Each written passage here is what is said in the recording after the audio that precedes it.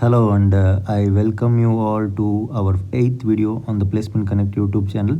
This is a very interesting and rarest of those videos of the kind that you can actually find on YouTube, and the first of its kind, which is actually explaining you the depth in Cognizant's Gen C versus Gen Z Next.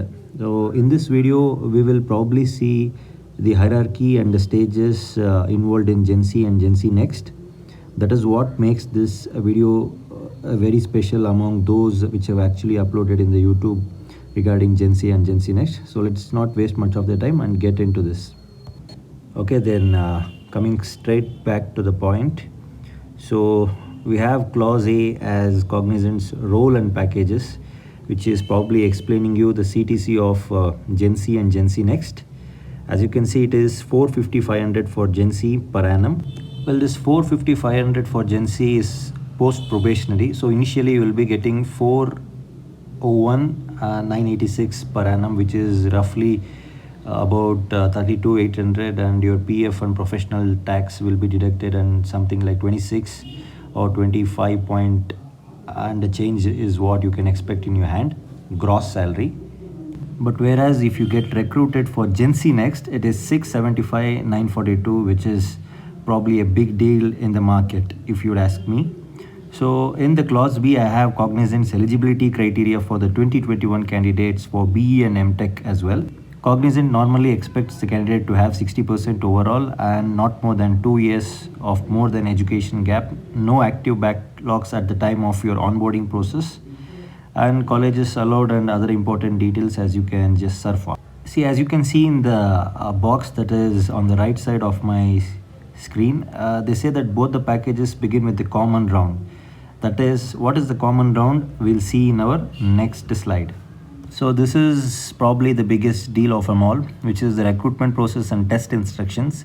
So the round one in this hierarchy structure is basically the AMCAT test, which is the common at the pinnacle time, at the initial time of your process, which is common for both Gen Z and Gen Z Next. So this AMCAT test is probably expected to have quantitative aptitude, logical reasoning, writing ability, and automata, where you'll have 7 questions for 20 minutes and 3 languages allowed. Probably you'll have to be one of those top 10 and 20 so that you can get shortlisted for Gen Z's next round, which will be probably a problem solving round where you'll have multiple codes or 2 codes hosted on HackerRank, and if you clear that, the students will be processed on to the next level. So Gen Z interview, what happens is, if you don't clear your HackerRank, you'll probably again be eligible for round 2, which is the Gen Z interview again. And probably if you don't clear that HackerRank coding challenge, again you will be put back to this Gen Z interview, where you will have a normal go-to-go technical round. And after clearing that hacker round in the Gen Z Next program, you will be having just the 1 round of interview, as you can see over there. In the Gen Z Next interview, some of them have had technical rounds, some of them have faced easy level coding questions.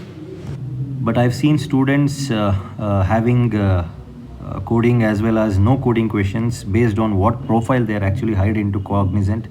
They have ET and PAT, that is engineer trainee and programmer analyst trainee, 2 roles in Cognizant. So 2 different perspective of analyzing Gen Z analysis from a student points of view. So this was about the everything and anything you needed about Gen Z and Gen Z Next. You can just pause the video and take the screenshot for your reference as well. I hope you liked our content this time around. Do like, share, and do subscribe to our video. And if you have any queries, feel free to mail to us at placecon20@gmail.com. And on the right side, you can see that we have placed our free guidance WhatsApp group. I will just place the link in the bio so that you people can join our free guidance program. And looking at the left, as you can see, our paid professional CV services, you can avail this also by mailing to us, so that you can increase your chances of getting shortlisted for the best of the companies that you can possibly apply.